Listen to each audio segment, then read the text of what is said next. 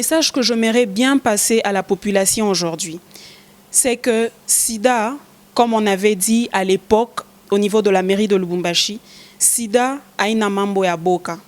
On a corrigé ça en disant SIDA ni mambo ya bote. En effet, avec le VIH-SIDA, soit on est infecté, soit on est affecté, de façon directe ou de façon indirecte. Ces gens-là qui ont aujourd'hui la maladie ne sont pas allés acheter cette maladie quelque part. Et même si ça se donnait gratuitement, personne ne serait allé vers la maladie. C'est quelque chose qui est arrivé dans des circonstances comme dans d'autres. Certains dans la débauche, malheureusement. Certains même à la naissance. Alors, qu'est-ce qu'on fait de ces innocents-là qui sont nés avec le virus du VIH? On les rejette, mais qu'est-ce qu'on fait? On ne les aide pas en cet instant-là. On est en train de les tuer. Et ça ne sera pas la maladie qui va les tuer dans ce cas. Voilà pourquoi Stop Stigma est là. Et Stop Stigma sera toujours là pour mobiliser les gens par rapport à cet effet dévastateur, qui n'est pas aujourd'hui le virus en soi, mais qui est le rejet des personnes qui vivent avec le virus. De façon particulière, un message qu'on pourrait lancer à la jeunesse, à nous les jeunes, à vous les jeunes qui êtes en train de nous suivre en ce moment, c'est que nous devons être très prudents, puisqu'il a été prouvé et continue à être prouvé que la couche la plus touchée par la maladie aujourd'hui, c'est la couche d'âge entre 14 et 24 ans, entre 15 et 24 ans. Donc, il y a 3 façons de se protéger contre la maladie si on est jeune ou même si on ne l'est pas.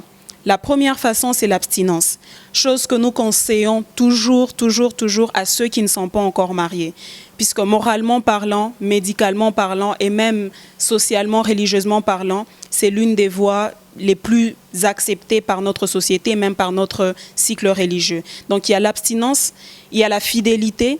Pour ceux qui sont déjà actifs de façon sexuelle, ça veut dire la bonne fidélité en plus. La bonne fidélité, ça ne veut pas dire garder un seul partenaire. Non, la bonne fidélité, ça veut dire garder un partenaire qui est sain.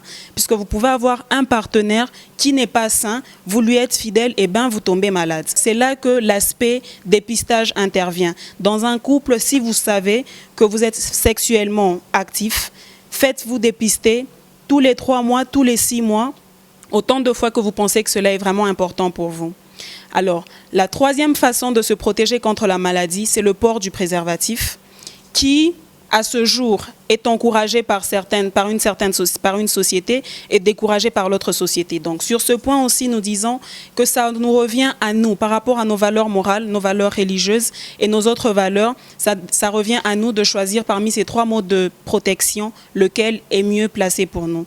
Pour ceux qui sont en contact assez permanent avec les objets tranchants, comme les seringues, puisque nous avons constaté que les jeunes aujourd'hui, ils se droguent.